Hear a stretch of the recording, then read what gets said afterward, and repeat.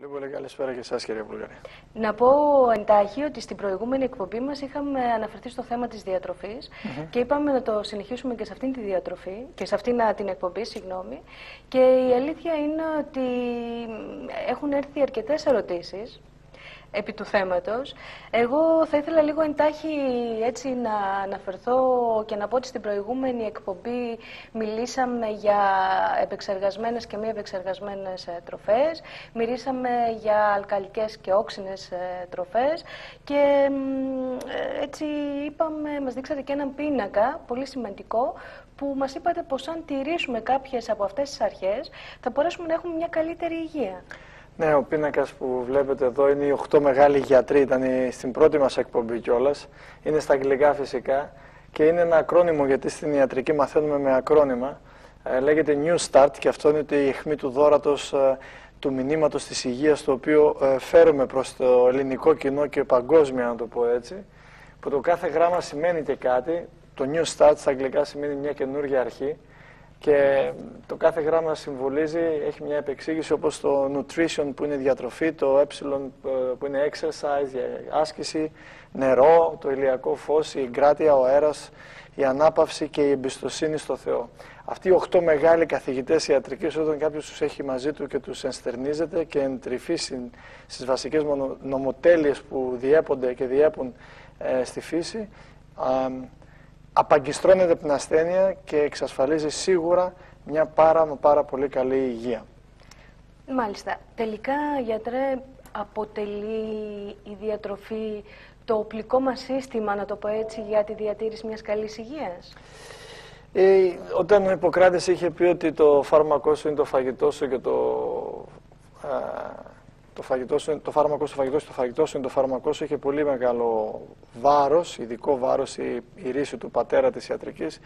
Σίγουρα ναι, είναι ένα secret weapon, όπως βλέπουμε εδώ στη διαφάνεια, είναι ένα μυστικό, αλλά αυτό το μυστικό το οποίο υποτίθεται θέλουμε να το φανερώσουμε στον κόσμο δεν είναι τόσο μυστικό. Παραδείγματος χάρη, έχουμε σε έρευνες, κάναμε τις λεγόμενες γαλάζιες ζώνες, ποιοι είναι οι πιο μακροβιέστεροι πληθυσμοί στη γη, και είναι 3 κατηγορίες. Είναι οι Βιλαγκάμπανες στον Ισημερινό, οι Απχάζοι της Ρωσίας και οι Χουνζουκούτους στο Πακιστάν. Όταν η ιατρική σχολή του Χάρβαρτ και όχι μόνο μελέτησε τη ζωή αυτών των 3 διαφορετικών πληθυσμών, είδαμε ότι η διατροφή τους αποτελείται και μέχρι και 80% από υψηλές σε περιεχομένου νερό τροφές, όπως τα ομά φρούτα και τα λαχανικά, ότι τρώνε πολύ ελάχιστα, σχεδόν καθόλου ζωικά προϊόντα, και ο τρόπος ζωής περιλαμβάνει πολλή άσκηση, είναι συνέχεια στην κίνηση, κυρία Βούλγαρη, και σε ένα χημικά ελεύθερο και φυσικό περιβάλλον με καθαρό αέρα και φρέσκο μη μολυσμένο νερό. Θα μιλήσουμε γι' αυτά. Οπότε μπορούμε να πούμε ότι είναι ένα μυστικό όπλο η διατροφή. Αλλά θέλω να πω σε αυτό το σημείο ότι καλό θα είναι, και σίγουρα πιστεύω, Θεού θέλοντος και κάτω από συνθήκες που επιτρέπουν, ότι εδώ είναι η αρχή. Υπάρχουν σίγουρα και άλλα θέματα, πολλά θέματα που έχουν να κάνουν με την ζωή και την υγεία, τα οποία θα πρέπει να τα ξεσκαρτάρουμε και να τα ξεδιαλύνουμε από εκπομπή σε εκπομπή, και αυτός είναι ο σκοπός, νομίζω, πιστεύω, της εκπομπής σας, να δείξουμε στους ανθρώπους να κάνουμε σχολείο υγείας και να τους δείξουμε ότι τις βασικές αυτές αρχές, οι οποίες συνδράμουν στην υγεία και στην ανάταση αυτής. Γιατρέ, μιλήσατε ότι στις συγκεκριμένες φυλές υπάρχει καθαρό νερό, υπάρχει καθαρός αέρας, υπάρχουν λίγα ζωικά προϊόντα, γενικώς ένας τρόπος ζωής όμορφος και ήρεμος, θέλω να πιστέψω. Γιατί είναι διαφορετικά να ζεις στη φύση και διαφορετικά να ζεις μέσα σε μια πόλη, με όλο το άγχος της καθημερινότητας, με το καυσαέριο, με το νερό που δεν ξέρουμε από τι σωληνώσει μπορεί να περνάει. Τι γίνεται τώρα? Η καθημερινότητα η δική μας τι λέει, γιατρέ? Η καθημερινότητα η δική σας δεν ξέρω τι λέει, κυρία Βούλγαρη. Η δική μου λέει ότι, παραδείγματος χάρη, όταν χρειάστηκε να πάρω μια απόφαση, αν θα μείνω σε μια μεγάλη πόλη ή όχι, και ευχαριστώ κιόλας ότι σε αυτήν την απόφαση βεβαιάστηκα, δηλαδή λόγω και εργασιακών και οικονομικο-κοινωνικών συνθηκών έπρεπε να πάρω την απόφαση να φύγω από τη μεγάλη πόλη, από το Κλινονάστιν, από την Αθήνα. Το έκανα με μεγάλη μου χαρά. Και τώρα ευχαριστώ και τον καλό το Θεό που έφυγα, ή που μου δόθηκε, να το πω έτσι, κλωτσιά και έφυγα. Οπότε μπορώ να ελευθερωθώ. Όταν κάποιος σας, παραδείγματος χάρη, ζει σε μια μεγάλη πόλη, η έρευνα δείχνει ότι όταν κάποιος ζει σε μια πόλη που είναι πάνω από 2 εκατομμύρια πληθυσμό, για περίπου 5 χρόνια, το ποσοστό να ασθενήσει από οποιαδήποτε εκφυλιστική ασθένεια ισοδυναμεί με κάποιον ο οποίος είναι καπνιστής και καπνίζει τουλάχιστον ένα πακέτο τσιγάρα την ημέρα. Δηλαδή, ένας καπνιστής που καπνίζει ένα πακέτο τσιγάρα την ημέρα μπορεί να έχει ένα αλφα ποσοστό επικινδυνότητας για καρδιαγγειακά νοσήματα, για κάποια μορφή καρκίνου, για οτιδήποτε άλλο, για νόσο της στεφάνιας κλπ. Ακριβώς το ίδιο ποσοστό επικινδυνότητας έχει και ένας οποιοσδήποτε κάτοικος μιας μεγαλούπολης όταν ζει πάνω από 5 χρόνια εκεί. Οπότε έχει μεγάλη σημασία η καθημερινότητα να την βοηθούμε κι εμείς.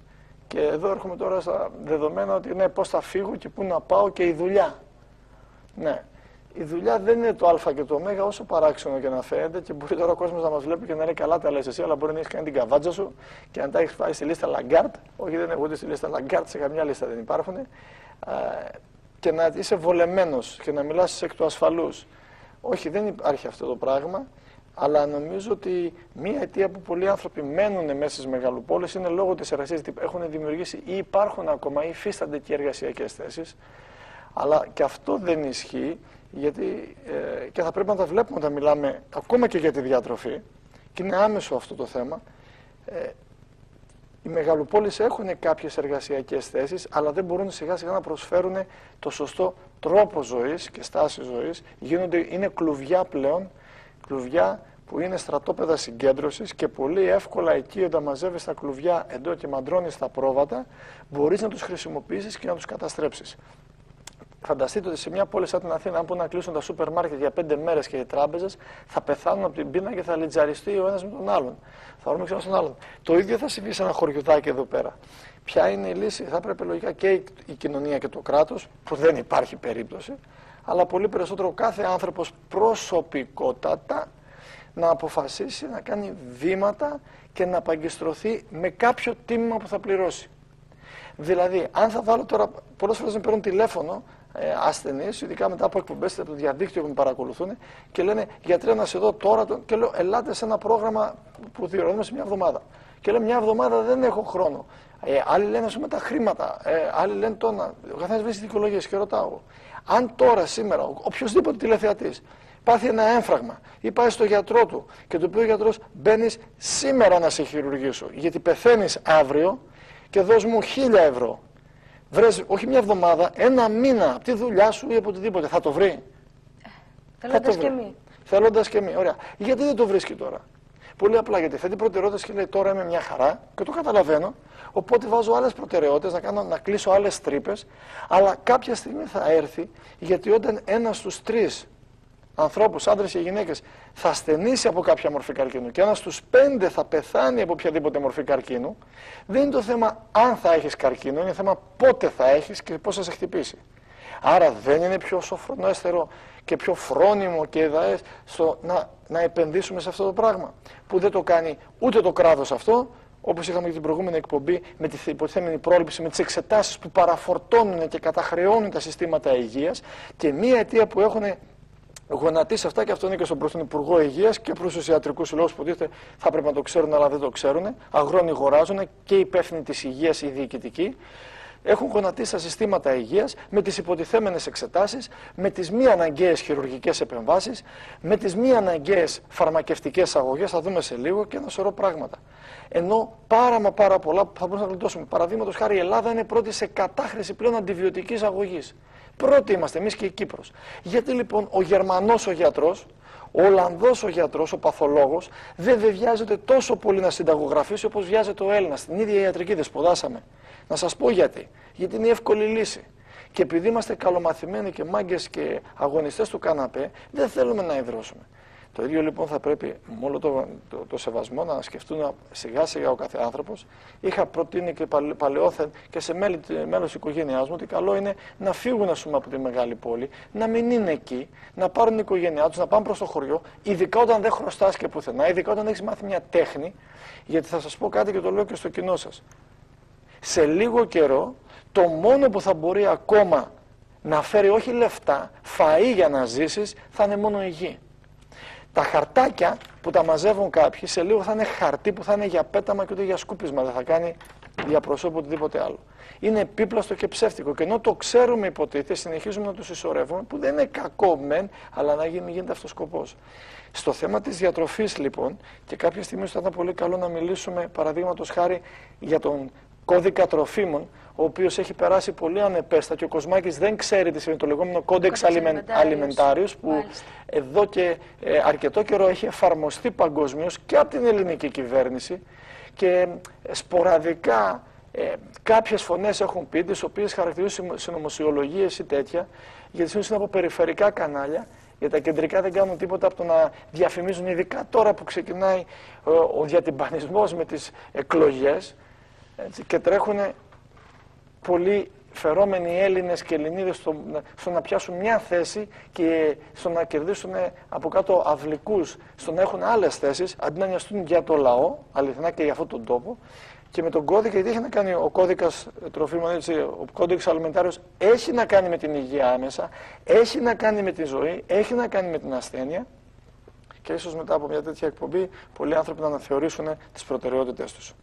Ναι, είναι πολύ καλό θέμα ο κώδικας αλιμεντάριους. Ίσως στην επόμενη εκπομπή μας να μπορούσαμε να ασχοληθούμε, μια και μιλάμε για διατροφή.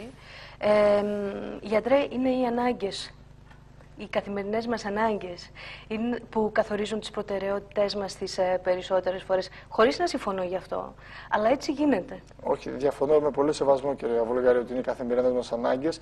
Ωραία, να σας ρωτήσω, ποια είναι η πρώτη ανάγκη ενός ανθρώπου από την ώρα σηκώνεται? Ποια είναι η πρώτη ανάγκη? Σύμφωνα με ποιο κοινωνιολογικό μοντέλο θα ακολουθήσεις, η πρώτη ανάγκη, παραδείγματος χάρη υπαρξιακά, είναι το να φας, να πιείς, να θερμανθείς και να προστατευτείς από τις συνθήκες του περιβάλλοντος. Όχι, δεν είναι η πρώτη ανάγκη αυτή. Η πρώτη ανάγκη είναι για να έχεις νόημα στη ζωή σου και σημασία, γιατί αν έχεις φαΐ και ύπνο και οτιδήποτε άλλο και δεν έχεις νόημα γιατί το κάνεις και τι θες να κάνεις με αυτό που κάνεις, δηλαδή γιατί τρως, ρε φίλε, και θες να ζήσεις? Ποιος είναι ο σκοπός που τρως? Τρως για να ζήσεις. Ωραία, να ζήσεις, να κάνεις τι? Κάτσε και φάει. Και τους φυλακισμένους φαγητό τους δίνουμε στη φυλακή και νερό τους δίνουμε. Και σε φυλακή είναι. Ωραία.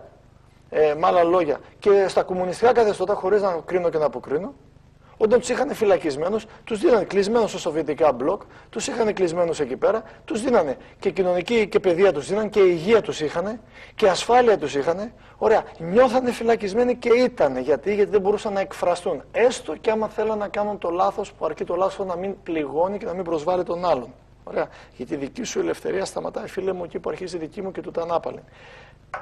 Άρα το θέμα δεν ήταν και γιατί κατέρευσαν αυτά τα καθεστώτα, για ένα πολύ μεγάλο λόγο. Όχι ότι ο καπιταλισμός είναι καλύτερος. Είναι το ίδιο νόμισμα από την άλλη πλευρά. Το κράμα είναι το ίδιο. Γιατί κατέρευσαν τα καθεστώτα και γιατί καταραίει και ο καπιταλισμός κατέρευσε. Το βλέπουμε στις κοινωνίες που ζούμε. Βλέπουμε τι γίνεται στην Ουκρανία, παραδείγματος χάρη. Ναι, πραγματικά είναι πολύ άσχημα τα πράγματα. Ναι, δεν είναι άσχημα. Είναι μια χαρά και δύο τρομάρες, γιατί ένα μικρό ποσοστό που καθοδηγείται θέλουν να ενταχθούν, είναι φιλοδυτικοευρωπαίοι. Νομίζουν ότι επειδή θα μπουν εκεί πέρα θα έρθουν οι παχές αγελάδες, όπως νομίζαμε κι εμείς. Οι άλλοι είναι φιλορώσοι και νομίζουν ότι άμα είναι με τον Πούτιν, ότι κάτι θα κάνουν, είτε από εδώ είτε από εκεί, και τα λεφτά τους έχουν ξεμαδίσει.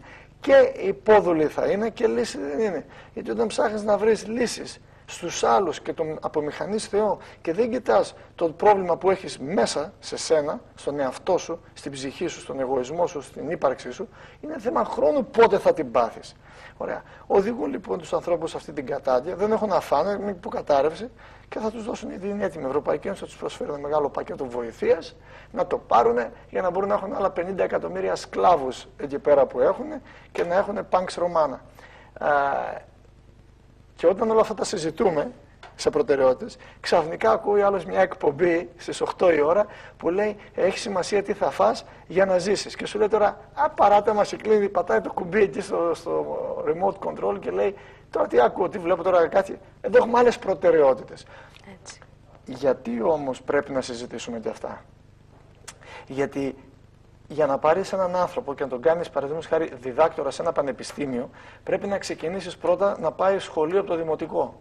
Και παρόλο που η γνώση είναι υπεραυξημένη, κυρία Βούλγαρη, και φτάνει τόσο κατατιμμένη και διαμελισμένη, όμως η ημιμάθεια και η άγνοια μεγαλώνει σαν το σκοταδισμό. Δηλαδή, εμένα με αφήνει άναυδο να βλέπω ανθρώπους και δει νέους ανθρώπους να διακατέχονται από τόση άγνοια.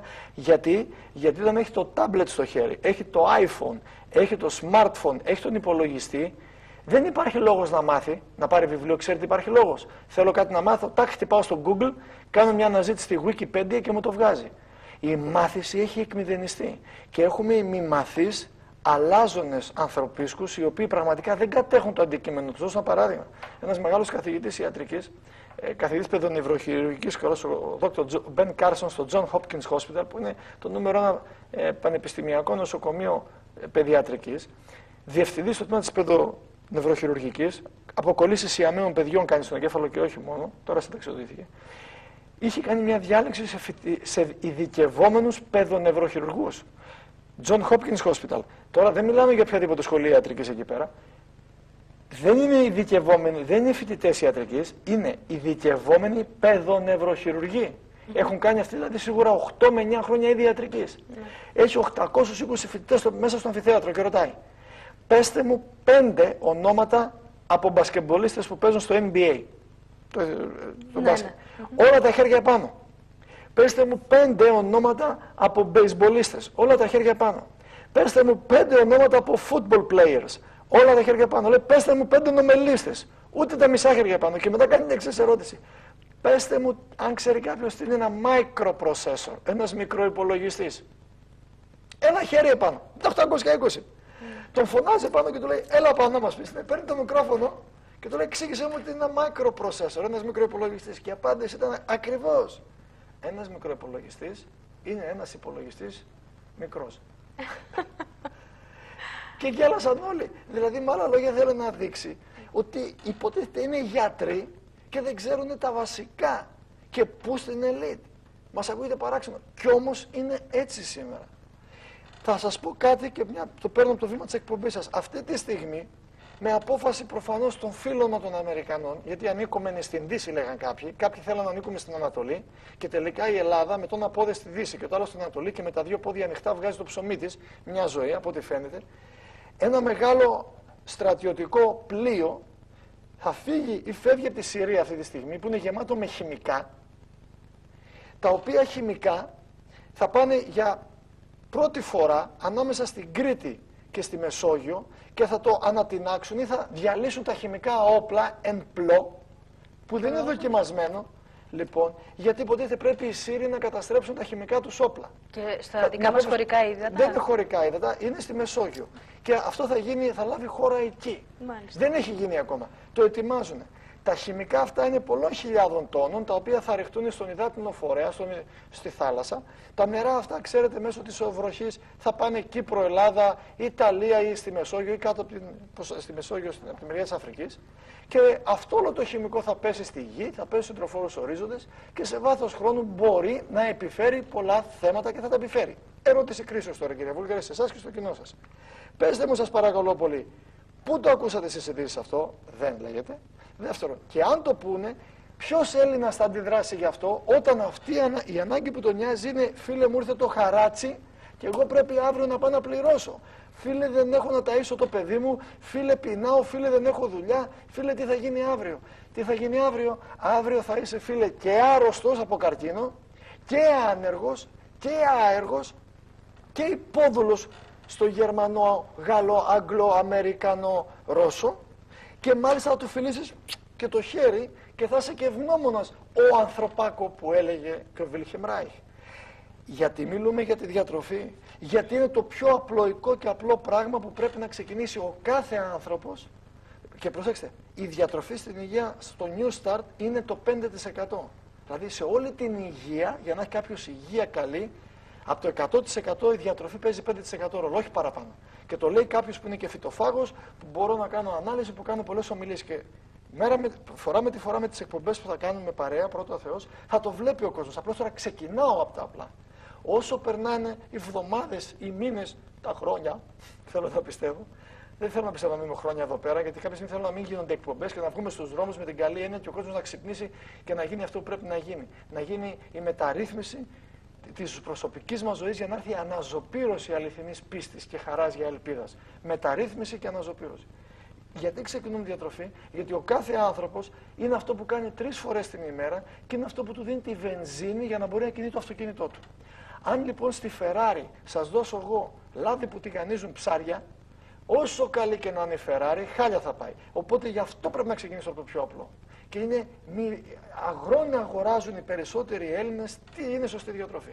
Οπότε στην προηγούμενη εκπομπή μας είχαμε μιλήσει λοιπόν για τη ζωντανή τροφή, σε αντίθεση με αυτή που βλέπουν στη διαφάνεια το κοινό, η οποία ονομάζεται SAD στα αγγλικά, η οποία είναι Standard American Diet ή αλλιώς η τυποποιημένη αμερικάνικη διατροφή, που είναι τι νεκρά τρόφιμα, τα οποία τα είχαμε δει την προηγούμενη φορά, τα επεξεργασμένα, ραφιναρισμένα, μαγειρεμένα, τα οποία κυριολεκτικά δεν έχουν απλώς μαγειρευτεί. Και εγώ σήμερα έφαγα κρυθαράκια από ζέα, με ωραία φιλετάκια από σόγια μη μεταλλαγμένα, λόγω της βιολογικής καλλιέργειας, και ωραία σαλάτα. Αλλά αυτά κάποιες φορές μαγειρεύονται μέχρι θανάτου, δεν έχει απομείνει καθόλου ζωή. Και θέλω να δει ο κόσμος κάτι το οποίο είναι στατιστική, που έγινε από τον Δόκτωρ Ρίτσαρντ Σούλτσε, όταν έκανε το 1997 στατιστικές. Αυτό σημαίνει βάλτε ένα 10% στους αριθμούς που βλέπετε, που έκανε σειρά μαθημάτων με σταυροφορία φυσικής θεραπείας.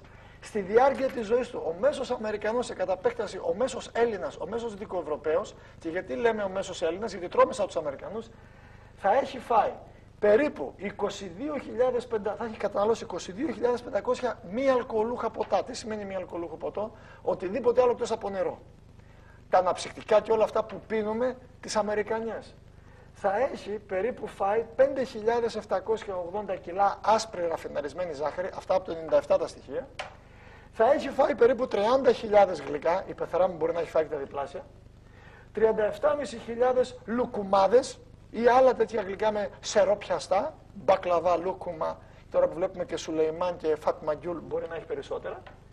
12 ολόκληρες αγελάδες 1.300 κιλών, 6 ολόκληρα γρούνια θα έχει γκουρλώσει, 3.000 κοτόπουλα, 3.000 ψάρια, η σύζυγός μου τρώει περισσότερα, 30.000 λίτρα γάλα, ομογενοποιημένο, παστεριωμένο, γενετικά τροποποιημένο, 30.000 ασπιρίνες και παυσίπονα και μη στεροειδή αντιφλεγμονώδη φάρμακα, 20.000 συνταγογραφημένα φάρμακα, ΕΟΠΗ, ΕΟΜΠΗ, παιδί, μη, σι, φου, του, ξου, μουξου, λοιπόν, και 7.500 λίτρα ενόπνευμα ελάχιστο.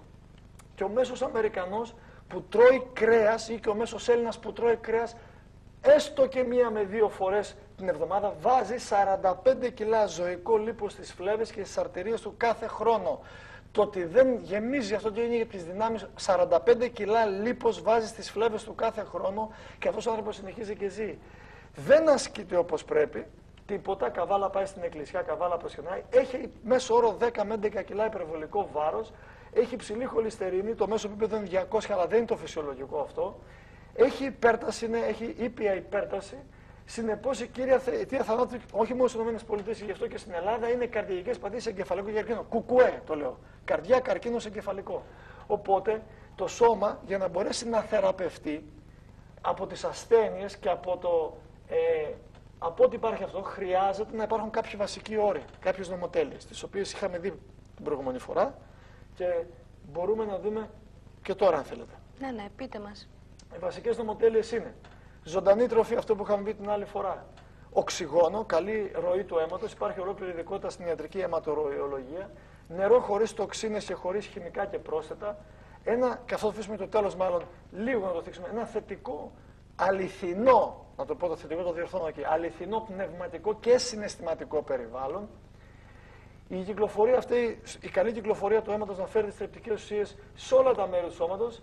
Και καλή αποτοξίνωση. Και όχι με αποτοξινωτικές δίαιτες. Και εδώ απλώς θέλω να πω κάτι στους τηλεθεατές σας, να το μεταφέρω, χαριτολογώντας, ότι πολλές φορές ακούμε κάνω αποτοξινωτική δίαιτα. Και τι εννοώ, ξέρετε τι βγήκαν αποτοξινωτικές δίαιτες?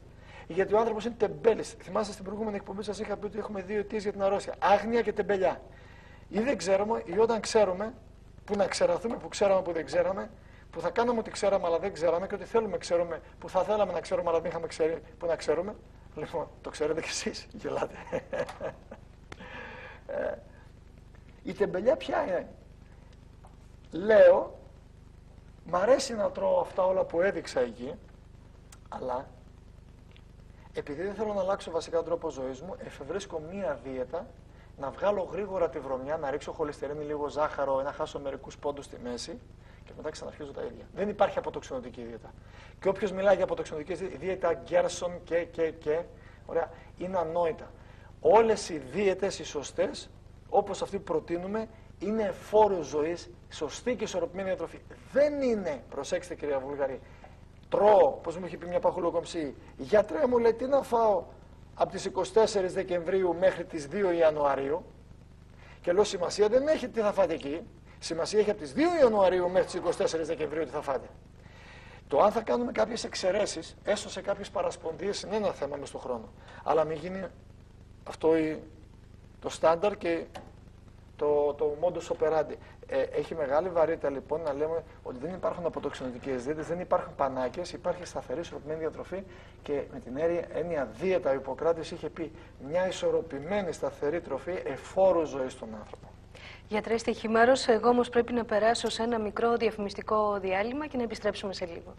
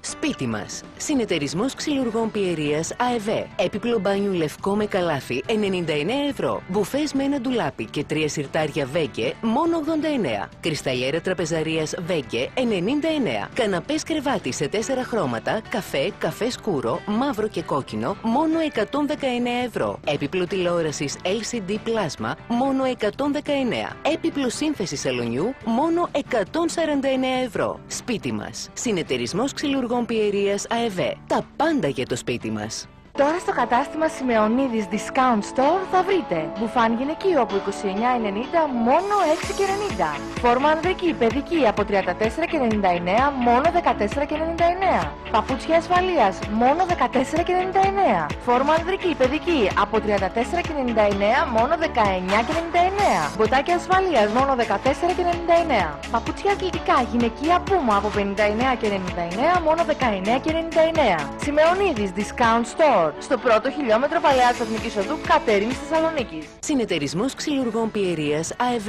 Σκόνη πλυντηρίου σκιπ 60 μεζούρες και δώρο υγρό σκιπ 18 μεζούρες 9,99. Υγρό πλυντηρίου Αριέλ 31 μεζούρες μόνο 6,49. Σκόνη πλυντηρίου Dixam 58 μεζούρες φρεσκάδα άνοιξης 7,39 ευρώ. Υγρό πλυντηρίου Essex 42 μεζούρες μόνο 4,99. Μαλακτικό Lenor 750 ml μόνο 1,39. Χαρτί υγείας τρίφυλλο 12 ρολά και δώρο ένα πακέτο χαρτοπετσέτες μόνο 2,89 ευρώ. Σπίτι μας. Τα πάντα για το σπίτι μας.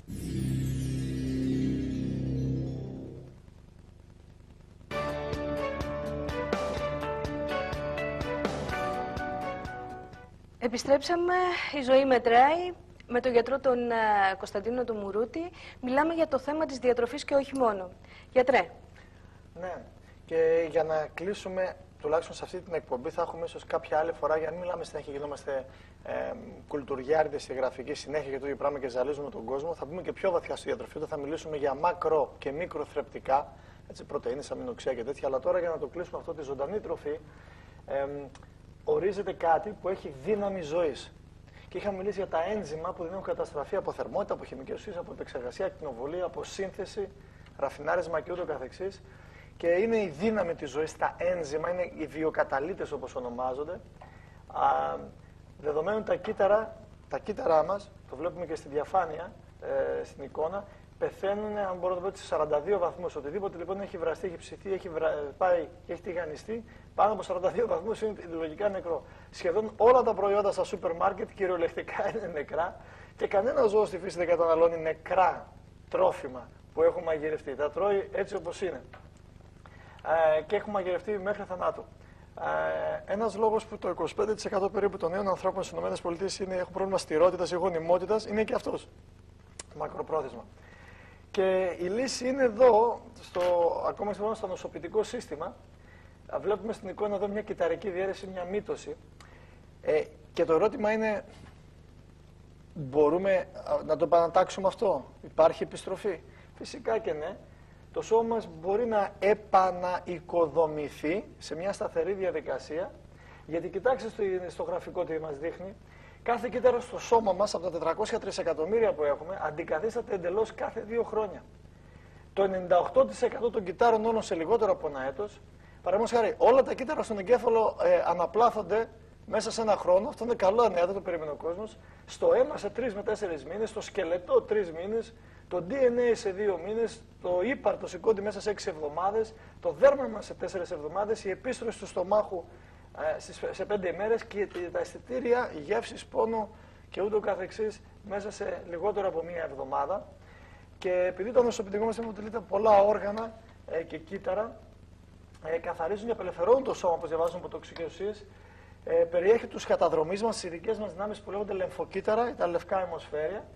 Είναι το 1% της συνολικής μάζας του σώματος, αυτός ο στρατός, το 1%, αλλά με τρομακτική δυναμική, τα βάζουμε λίγο χαριτολογούμενα εκεί πέρα, τρώνε οτιδήποτε θεωρούν τοξικό, ακόμα και τα καρκινικά κύτταρα. Γι' αυτό η λύση στον καρκίνο δεν είναι η χημειοθεραπεία, και εδώ απλώς θα το δείξω κάποια άλλη φορά, ίσως. Αυτό είναι από την Σαρλότ Γκέρσον, από τον Dr. Γκέρσον, η θεραπεία Γκέρσον. Θεραπεύοντας την ανίατη ασθένεια, τον κυνήγησαν πολύ στην Αμερική τον Dr. Γκέρσον. Επίσημα, κυρία Βούλγαρη, μόνο στις ΗΠΑ είναι 100 δισεκατομμύρια δολάρια ο τζίρος από τις χημειοθεραπείες. 200 και δισεκατομμύρια δολάρια είναι και ο παγκόσμιος τζίρος.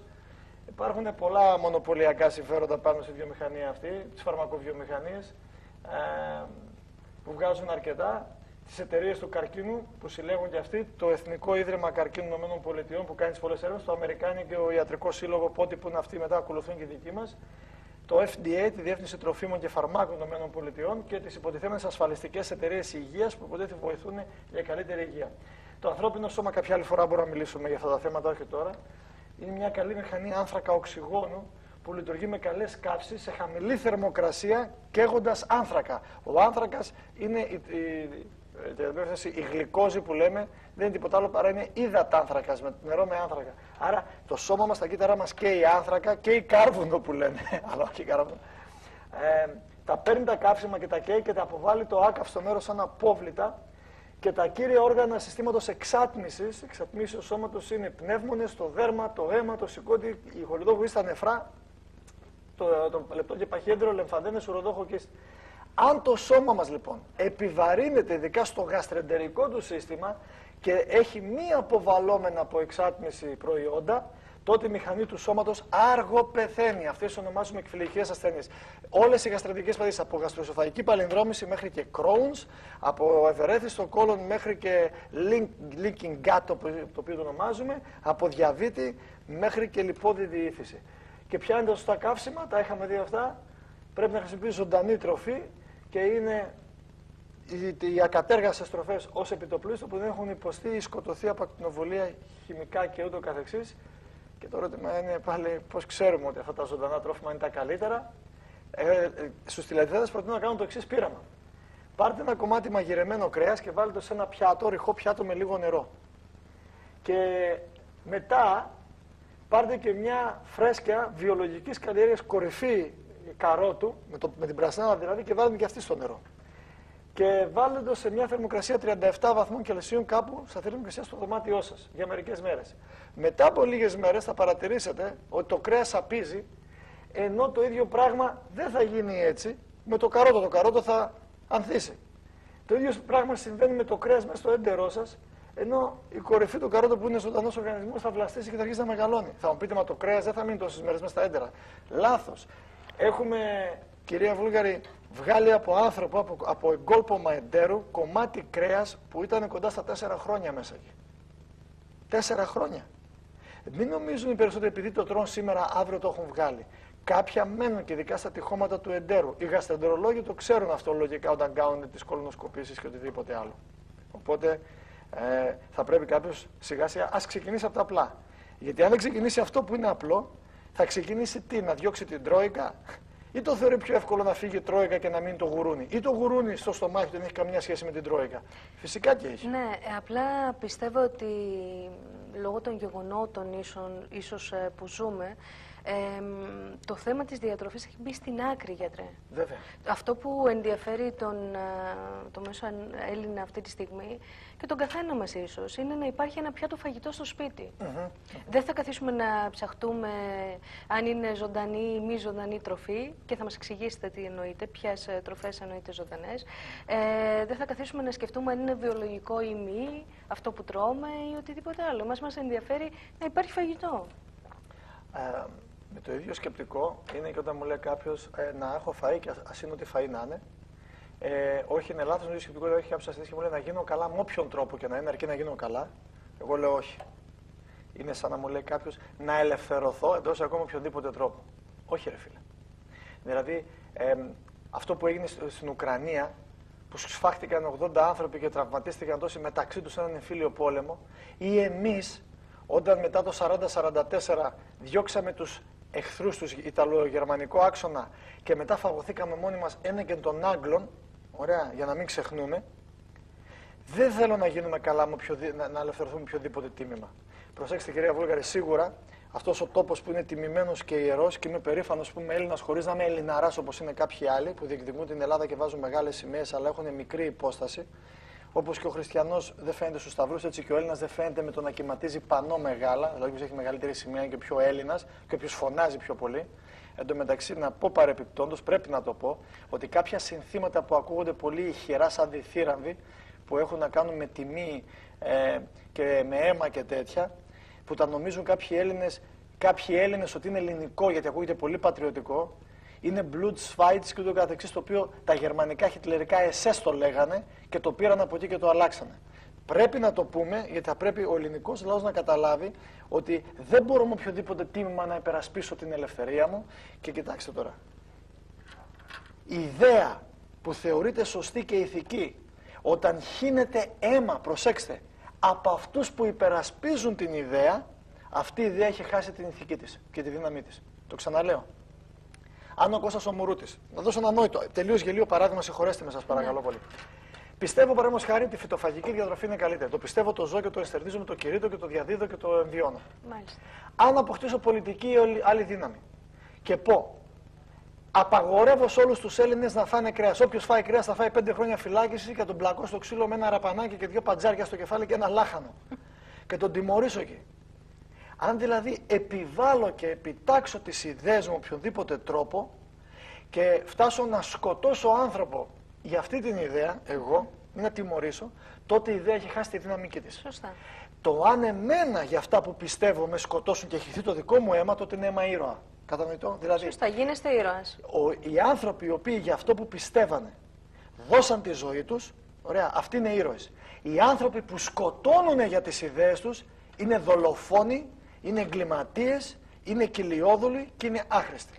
Πριν από χρόνια, κυρία Βούλγαρη... Να κάνω μια παρένθεση σε αυτό. Βεβαίως. Είπατε, οι άνθρωποι οι οποίοι πεθαίνουν για αυτά που πιστεύουν. Χωρίς να χύνουν οι ίδιοι αίμα άλλων αθώων. Έτσι, να το διευκρινίσουμε αυτό, γιατί μπορεί κάποιος να πεθάνει για αυτό που πιστεύει, αλλά αυτό που πιστεύει να μην είναι σωστό. Ναι, βέβαια. Κοιτάξτε, και οι μουσουλμάνοι βάζουν τους δυναμίτες, κάνουν να Αλάχου Ακμπάρ, ορμάνε μέσα και σκοτώνουν αθώους ανθρώπους. Όχι, όχι. Αν αυτό που πιστεύω και πρεσβεύω είναι αλήθεια, θα προσπαθήσει να, όχι να επιδαψιλεύσει, ούτε να σφετεριστεί και να κάνει νόσφυση εξουσίας, θα προσπαθήσει να κλείσει, να εγκολπώσει, να αφομοιώσει και να προστατέψει το αντίθετο. Έτσι ακριβώς. Όπως είχε πει και ο διαφωτιστής, διαφωνώ με αυτό που λες, αλλά θα το περασπίσω με τη ζωή μου το δικαίωμα να λες αυτό που λες, φίλε μου. Λοιπόν, αν για αυτό το οποίο πρεσβεύω, εγώ πάρω ζωή, χάνει την ηθική της, χάνει τη δυναμική της, η ιδέα είναι για τον κάλαθο των αχρήστων. Αν και αυτό που εγώ πιστεύω με σκοτώσουνε, τότε ναι. Εγώ ηρωοποιούμε και ο άλλος είναι δολοφόνος. Αυτό το λέω γιατί δεν μπορώ με οποιοδήποτε τίμημα αν θέλω την ελευθερία μου. Δεν μπορώ εγώ να κλωτσάω και να σκοτώνω το ξένο. Δεν μπορώ να θέλω να διώχνω και να αποκαλώ κλέφτες, παραδείγματος χάρη, ή να ισοπεδώνω κάτι άλλο που συμβαίνει τώρα. Και ο Κοσμάκης, ο πεθερός μου είπε κάτι. Ο πιο ανόητος και επικίνδυνος ψηφοφόρος είναι αυτός που ψηφίζει με συναισθηματική φόρτιση, κάτω δηλαδή από το έντονο και όχι με κοινωνική και πολιτιακή κρίση και αντίληψη. Και είχε πολύ δίκιο ο κύριος Βούλγαρης. Ωραία. Τι σημαίνει αυτό? Σημαίνει ότι επειδή έχω την Τρόικα αυτή τη στιγμή, έχω αυτούς οι οποίοι με τις αποφάσεις που παίρνουν καταστρατηγούν το ελληνικό σύνταγμα, καταστρατηγούν βασικές ανθρώπινες αξίες και ελευθερίες, δεν μπορώ να το ισοσκελίσω και να λέω εγώ η Τρόικα σκοτώνει και δολοφονεί τον ελληνικό λαό, άρα να δολοφονήσω κι εγώ κάποιον που είναι αντίθετος με τις απόψεις μου και να τον πλακώσω στις γροθιές και στις κλωτσιές επειδή είμαι η ψυχολογία της μάζας και των πολλών. Είναι το ίδιο πράγμα. Όχι. Η Τρόικα δεν σε δολοφονεί. Η Τρόικα δημιουργεί στρεσογόνους, θα μιλήσουμε για το στρες, στρεσογόνους παράγοντες οικονομικο-κοινωνικοπολιτικούς και υπαρξιακούς που μπορεί να σε οθήσει στην αυτοκτονία, στη βία, στην εγκληματικότητα. Αλλά να πω και κάτι άλλο. Το επειδή, και έρχομαι στο πιάτο το φαΐ, το επειδή εμένα μου στερούν τις βασικές αξιακές μου ανθρώπινες, πανανθρώπινες λειτουργικές μου ανάγκες και επιθυμίες, δεν σημαίνει ότι εγώ θα γίνω ζώο, συγγνώμη, και κτήνος και θα αποκτηνωθώ, κυρία Βουλγαρή. Δηλαδή, το ότι υποφέρουμε αυτή τη στιγμή δεν πάει να πει ότι εγώ στο γείτονά μου, στον φίλο μου ή στον εχθρό μου θα του φερθώ όταν με ραπίσουν από τον αμάγουλο, θα γυρίσω και το άλλο το μάγουλο. Είναι τραγική ηρωνία και αυτό δείχνει χαρακτήρα. Τα προβλήματα όπως τώρα της ζωής αποκαλύπτουν χαρακτήρα. Και όταν εγώ βλέπω πολιτικούς συμφερτούς, οχετούς και άλλους, να μην τους χαρακτηρίσω με ανθρώπινη ορολογία, να βγάζουν μίσος και να βομολοχούν, να υβρίζουν, ωραία, ακόμα και αυτούς που είναι στην κυβέρνηση τώρα, χωρίς να έχουν να αντιπροτείνουν τίποτα καλύτερο. Δηλαδή, παραδείγματος χάρη, εσείς στην κυβέρνηση και επειδή έχετε πάρει και έχετε κλέψει αυτό το ποντέζο, είστε κλέφτρα, κυρία Βουλγαρή. Είστε κλέφτρα. Αλλά εγώ την στιγμή πάω και κλωτσάω και σκοτώνω και κάνω άλλα πράγματα και λέω ψέματα. Πριν από κάποια χρόνια, όταν γινόταν ο εθνικοαπελευθερωτικός αγώνας του ΕΑΜΕΛΑΣ, κάποιοι που πιάστηκαν μετά, Έλληνες τους πηγαίνανε και για πολιτική πράξη τους χαρακτηρίζανε προδότες και τρομοκράτες. Σύσταση τρομοκρατικής οργάνωσης. Δεν ξέρω αν γνωρίζετε, επί χουντικών καθεστώτων το να μαζευτούν τρεις αμφιβόλου προελεύσεως θεωρείται ότι ήταν σύσταση τρομοκρατικής οργάνωσης με δομημένο χαρακτήρα και πειθαρχία και πυραμίδα και υπακοή σε πυρηνάρχες και δεν ξέρω εγώ τι, και αυτούς τους πηγαίναν και κάποιους τους εκτελούσαν στο εκτελεστικό απόσπασμα. Όχι απλώς φυλακή, στο εκτελεστικό απόσπασμα. Προσέξτε τώρα. Την ώρα που τους ρωτάγανε, και δεν δικαιολογώ τώρα αυτό που κάνανε, έτσι, γιατί και από τον ένα χώρο έγινα λάθη, από τον άλλο απλώς λέω την ιστορία. Όταν το ρωτάγανε τι είσαι, καθόταν ευθαρσός και με το μπροστά στο εκτελεστικό απόσπασμα και έλεγε, παραδείγματος χάρη, είμαι κομμουνιστής και είμαι έτοιμος να πεθάνω για αυτό που πιστεύω. Οι σημερινοί υποτίθεται άντρες τέτοιοι και υπερασπιστές αλήθειες, δηλαδή λένε ψεύτες και κλέφτες, λένε κάποιους άλλους. Μόλις τους λένε γιατί το κάνεις αυτό, δεν λένε το κάνω γιατί είναι αυτό που είναι. Λένε το κάνω γιατί το Θεό, το ένα το άλλο και καστρίβει για το αραβόνος. Ούτε αλήθεια λένε, ούτε ψέματα. Το πιάτο το φαΐ δεν με ενδιαφέρει, κυρία Βούλγαρη, να το έχω στο τραπέζι μου, οποιοδήποτε πιάτο φαΐ, όπως δεν με ενδιαφέρει να κάνω τον άνθρωπο καλά με οποιονδήποτε τρόπο. Ακούω ανθρώπους και λέει έγινε καλά, παραδείγματος χάρη, γιατί έκανε αυτή τη μέθοδο που προσωπικά από τη δική μου ηθική τη θεωρώ πρόστιχη. Εγώ δεν είμαι Ιησουήτης. Ο σκοπός δεν αγιάζει τα μέσα. Εγώ θέλω να γίνουν καλά οι άνθρωποι. Το πιάτο φαΐ που θα έχουν, να σας πω τι πιάτο φαΐ θα είναι. Εσείς θα θέλετε να έχετε ένα πιάτο φαΐ στο τραπέζι σας που δεν ξέρω αν ήταν βιολογικής καλλιέργειας, κρέας ή χορτάρι, αλλά να ξέρετε ότι ήταν από τον υδρότα ή από το αίμα ενός αθώου ανθρώπου. Όχι, βέβαια, σίγουρα δεν θα ήθελα. Μπράβο. Να σας δώσω ένα απλό παράδειγμα. Όταν κάποιος τρώει γλυκό, σοκολάτα, τρώει κακάο, ξέρει μήπως ο μέσος τηλεθεατής σας το μεγαλύτερο ποσοστό κακάο από πού παράγεται και ποιοι το παράγουν? Το μεγαλύτερο ποσοστό κακάο παράγεται και εκμεεύεται από τον υδρότα και το αίμα μικρών παιδιών στην Αφρική και σε άλλες χώρες του τρίτου κόσμου, που με ξυλοδαρμό, με βιοπραγίες και χωρίς μισθαποδοσία τα έχουν όλη τη μέρα και δουλεύουν.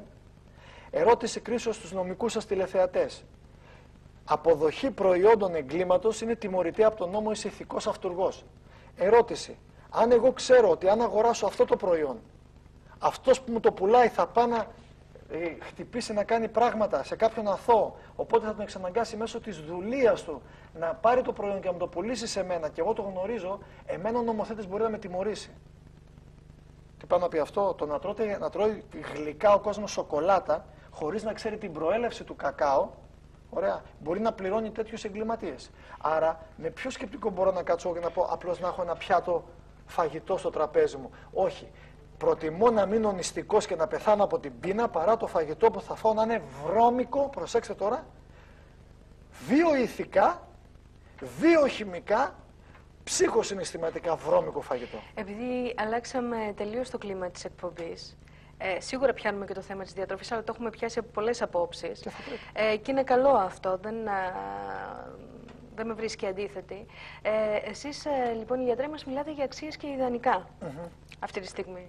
Λέτε, βεβαίως και θα έπρεπε. Αυτό ίσως να είναι αυτό που έχει εξαλειφθεί, οι αξίες και τα ιδανικά λοιπόν.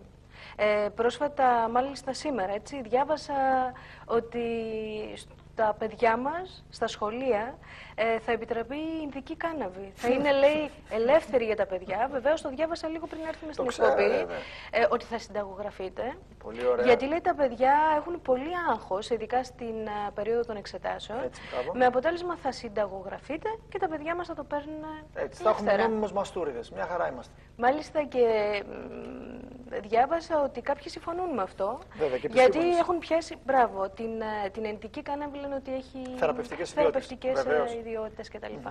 Να σας πω τη γνώμη μου. Οι επιστήμονες που το έχουν πει αυτό, δεν θέλω να προσβάλλω. Μάλιστα και ο κύριος Άδωνης, αν δεν κάνω λάθος. Μπράβο τον Άδωνη. Κοίταξε, ο κύριος Άδωνης πιστεύω ότι είναι ένα καλό παιδί, αλλά μπορεί να κάνει αυτό που έκανε πριν ή να είναι καλά με τη σύζυγό του, θα γίνει και πατέρας ακόμα μια φορά και του εύχομαι τα καλύτερα, αλλά στη θέση του Υπουργού Υγείας δεν έπρεπε, αν δεν κάνω λάθος, είστε και στο ραδιόφωνο και στην ραδιοφωνική εκπομπή, τι είπατε, οι σωστοί άνθρωποι να μπουν σε σωστές θέσεις. Ναι. Μάλιστα.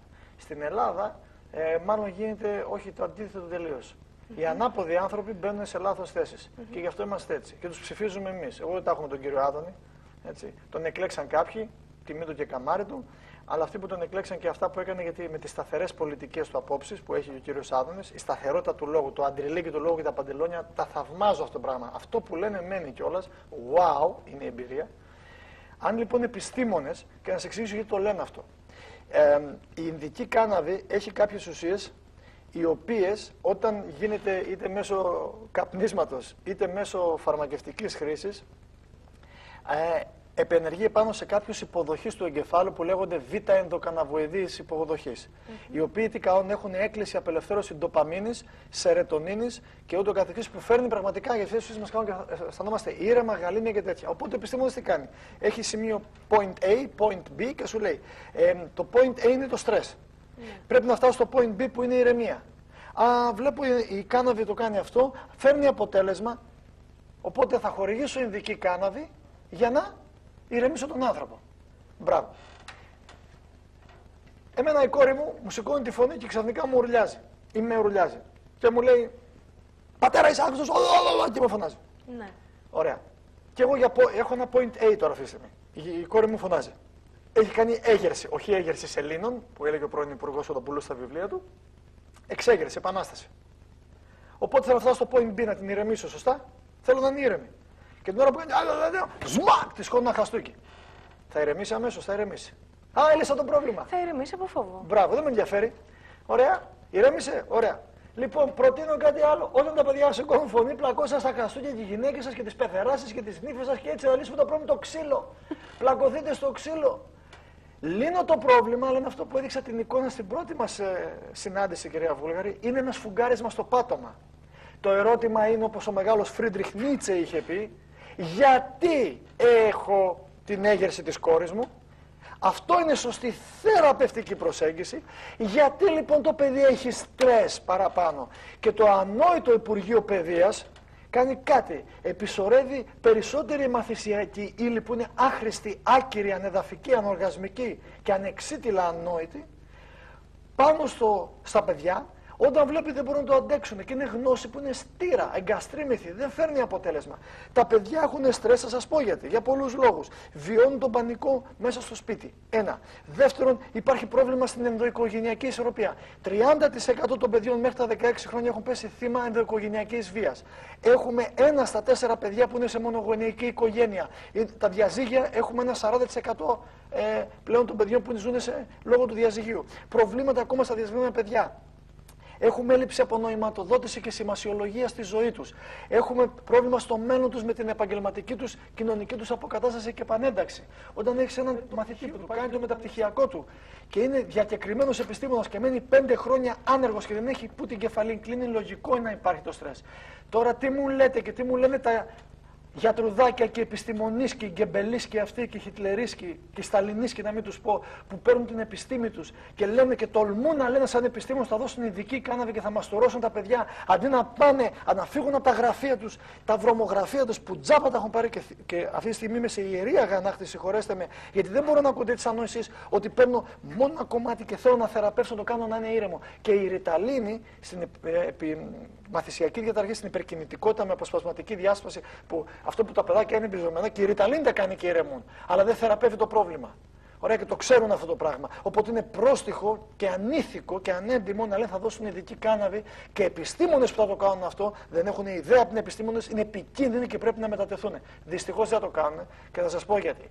Γιατί το σύμβολο της ιατρικής είναι το φίδι, κυρία Βουλγαρή. Και το φίδι ξέρουμε πολύ καλά τι συμβολίζει. Την ιατρική την ελέγχει και δεν θα την είναι νομοσιολογία το κακό με την ηθική του πλευρά.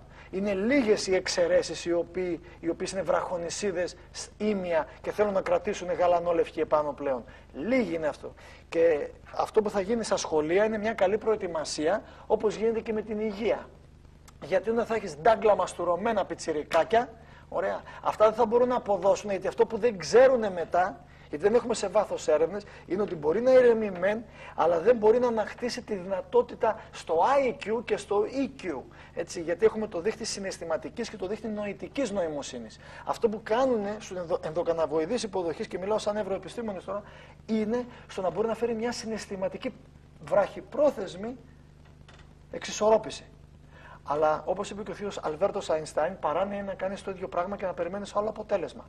Άρα, αν το παιδί ακόμα, οι γονείς του είναι χωρισμένοι, το περιβάλλον του σχολείου με το bullying είναι το ίδιο, το παιδί έχει αντιμέτωπο μια κοινωνία που είναι αδυσόπιτη και όλα αυτά υπάρχουν, τότε απλώς αργότερα ξέρετε τι θα κάνουν. Μετά θα βάλουν θεραπευτική χρήση κεταμινών, θεραπευτική χρήση κοκαίνης, θεραπευτική χρήση ηρωίνης, θεραπευτική χρήση μορφίνης και θα έχουμε ένα μαστουρωμένο λαό. Ωραία. Και επιτρέπουμε, εγώ το θεωρώ πρόστιχο, να βάλω στο σώμα μου ουσίες για να γίνω ήρεμος. Όχι. Ή θα γίνω και θα ηρεμήσω με έναν λόγο και έναν απλό λόγο.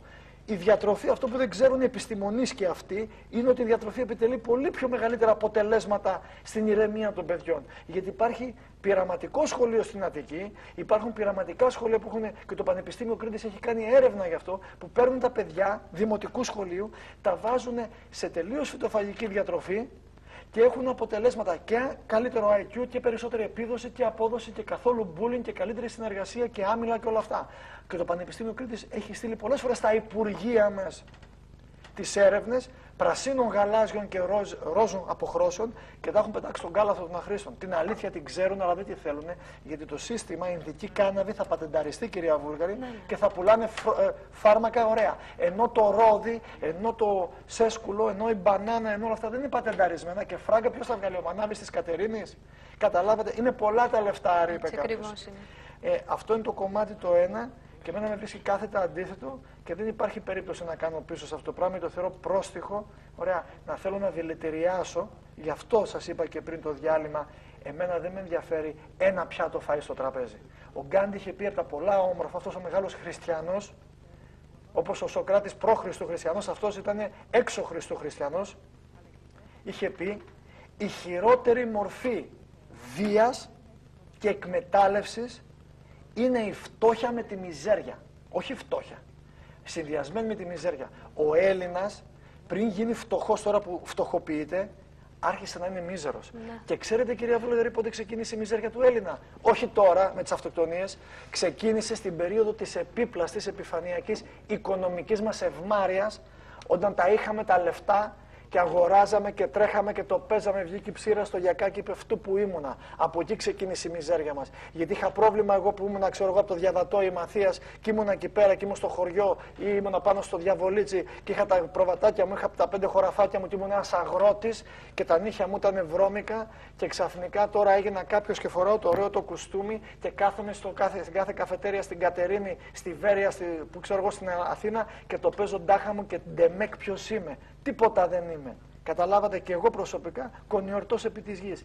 Αλλά επειδή έχουμε απαξιώσει τον εαυτό μας και η αξία μας καθορίζεται στα ρούχα, στα έξω, στην ύλη και όχι στην εσωτερική υπόσταση του ανθρώπου, είμαστε κενοί, φαύλοι, γυμνοί, τυφλοί και μίζεροι.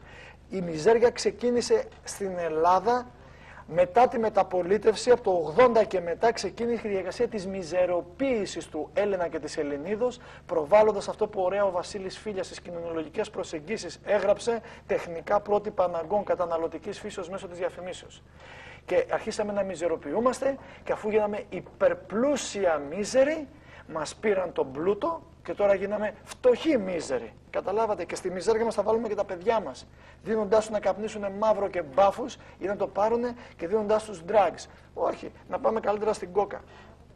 Α, ναι, αυτό θα είναι το επόμενο βήμα. Βέβαια, να πάμε στην κόκα. Και όπως δείχνει εδώ η εικόνα και θέλω να τη δείξω αυτό το πράγμα, ο Λουίς Παστέρ, ο πατέρας της μικροβιολογίας, που εφήβρε την παστερίωση, που θερμαίνεται το γάλα και άλλα τρόφιμα έτσι για να τα έχουμε τον καθαρισμό του τα βακτηρίδια, πίστευε ότι τα μικρόβια προκαλούν υποτίθεται την ασθένεια.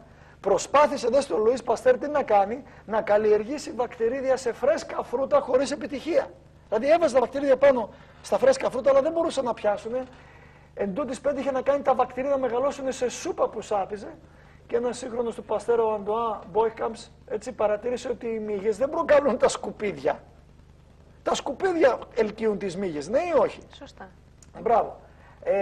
Επιπλέον το θέμα δεν είναι να σκοτώνουμε τις μύγες, το θέμα είναι να μην κάνουμε σκουπίδια. Άρα το ίδιο συμβαίνει με το ανθρώπινο σώμα. Υπάρχουν οι μολύνσεις, το σώμα αποδυναμώνεται από κάτι άλλο εκτός από τα βακτηρίδια και τους ιούς και οτιδήποτε άλλο. Και αυτό είναι προφανές έτσι όταν το βλέπουμε σε καταστάσεις όπως οι ασθένειες στρεπτόκοκος, φυματίωση, πνευμονία και όλα τα καθεξής. Που πολλές φορές γίνονται ασυμπτωματικά, το λέμε στην ιατρική. Είναι μέσα τα μικροοργανισμοί, αλλά δεν ασθενούμε. Γιατί είναι υποχρεωτικά παθογόνο. Κάτι τέτοιο πρέπει να υπάρξουν τρόφιμα που να δημιουργήσουν την κατάσταση αυτή. Και αυτό γίνεται όταν η τροφή σαπίζει μέσα μας και επειδή η τροφή που τρώμε ψυχική, συναισθηματική, βιοχημική είναι σάπια, σάπιες ιδέες, σάπιες αξίες, σάπια τροφή, μαντέψτε κυρία Βούλγαρη, σαπίζουμε κιόλας. Και μετά έχουμε προβλήματα. Ξέρουμε το κρύωμα, οι πυρετοί δεν προκαλούνται από μικρόβιο ούτε από ιούς. Είναι η προσπάθεια όμως να καθαρίσει τον εαυτό του και να τον αποτοξινώσει. Και γι' αυτόν τον λόγο πρέπει πρόληψη θεραπείας δεν είναι λοιπόν να σκοτώνουμε τις μύγες, αλλά να πετάξουμε το σάπιο κρέας που υπάρχει. Και χρειάζεται να πεταχτεί σαπίλα από πάνω μας, κυρία Βούλγαρη. Έτσι. Και ο Λουίς Παστέρ, πρέπει να το δείξω εδώ πέρα, κάτω φαίνεται, στο νεκροκράβατο του αναγνώρισε ότι κάνω λάθος για τη θεωρία περί μικροβίων. Το κατάλαβε ο Λουίς Παστέρ. Και μπορεί να επαναοικοδομηθεί λοιπόν και το νοσοποιητικό μας σύστημα και η ζωή μας και η οικογένειά μας και η κοινωνία μας. Αλλά αυτό χρειάζεται να ξεκινήσει από τον καθένα μας. Και αν δεν βγουν άνθρωποι να τα πούνε αυτά ένα, να τα ζουνε δύο και να τα κηρύττουν τρία, πώς θα φωτιστεί στο σκοτάδι ο άνθρωπος? Θέλουμε να διώξουμε τους ξένους ή τους ντόπιους υποτίθεται φαύλους άρχοντές μας για να εγκαθιδρύσουμε δικούς μας καινούριους, για να μπορούμε να καθόμαστε, να αράζουμε και να τρώμε και να είμαστε αραχτοί χωρίς να υδρώσουμε όπως πρέπει. Αγαθά κόπης κτώνται, κυρία Βούλγαρη. Έτσι, αφήστε μας ένα αισιόδοξο μήνυμα για το κλείσιμο της εκπομπής. Αισιόδοξο μήνυμα. Αισιόδοξο μήνυμα δεν υπάρχει τίποτα άλλο από το μήνυμα ότι το να έχει προσδιορίσει ο άνθρωπος και να έχει προσδιοριστεί μες στη ζωή, από πού έχει έρθει, τι πράττει εδώ πέρα, γιατί το πράττει, πού και γιατί πάει εκεί που πάει. Το άτομο λοιπόν που βάζει αξίες ιδανικά και έχει στόχους και οράματα μεγαλύτερα από τις καθημερινές του επιθυμίες, φυσικές κλίσεις και αποκλίσεις και ανάγκες, και οι ανάγκες και οι επιθυμίες και τα πάθη και τα οράματά του είναι έξω από τον εαυτό του, αλλά είναι για όλους τους άλλους, αυτός ο άνθρωπος είναι ήρωας και ο άνθρωπος που θα αγωνιστεί με τίμημα και τη ζωή του, χωρίς ποτέ όμως να πάρει ή να διακυβεύσει αλλονού ζωή, αυτός ο άνθρωπος αξίζει όχι να μπει στην πρώτη θέση πολιτικής εξουσίας, όχι. Να πρωταγωνιστήσει στα δεδομένα για να μπορέσει να κάνει αυτό το οποίο πρέπει να κάνει, να γίνει η αλλαγή που θέλει να δει σε όλους τους άλλους. Και τότε για το παραδειγματισμό. Και το μεγαλύτερο πρότυπο, κυρία Βούλγαρη, που πέρασε ποτέ πάνω σε αυτή τη γη ήταν ο Χριστός, ο οποίος ισχυρίστηκε και πιστεύω ακράδαντα ότι ήταν ο ίδιος ο Θεός επί της γης. Και αν ο Θεός, κυρία Βούλγαρη, περπάτησε πάνω σε αυτή τη γη και μας τάισε, δεν είναι και τυχαίο ότι μας τάισε τα πλήθη. Άρα μπορούμε να ταϊστούμε από το ζωντανό Λόγο του Θεού και ο Χριστός στο κατά Ιωάννη Ευαγγέλιο είπε κάτι πολύ υπέροχο. Όποιος τρώει τη σάρκα μου και πίνει το αίμα μου έχει ζωή αιώνιο. Αν θέλει το τηλεοπτικό σας κοινό να έχει ζωή αιώνιο, ας αρχίσει να τρώει ζωντανή τροφή, η οποία θα είναι βιολογικής καλλιέργειας και θα είναι προετοιμασμένη από το φούρνο μικροκυμάτων του ουρανού και θα τρώει την τροφή που ο Θεός δίνει, το ζωντανό μάνα, το οποίο δεν είναι τίποτα άλλο παρά η ζωή και ο χαρακτήρας του Θεού εφαρμοσμένος πάνω του. Αυτή είναι η καλύτερη τροφή. Αξίες, ιδανικά και οράματα λοιπόν. Ραντεβού την επόμενη Τετάρτη, την ίδια πάντα ώρα. Γεια σας.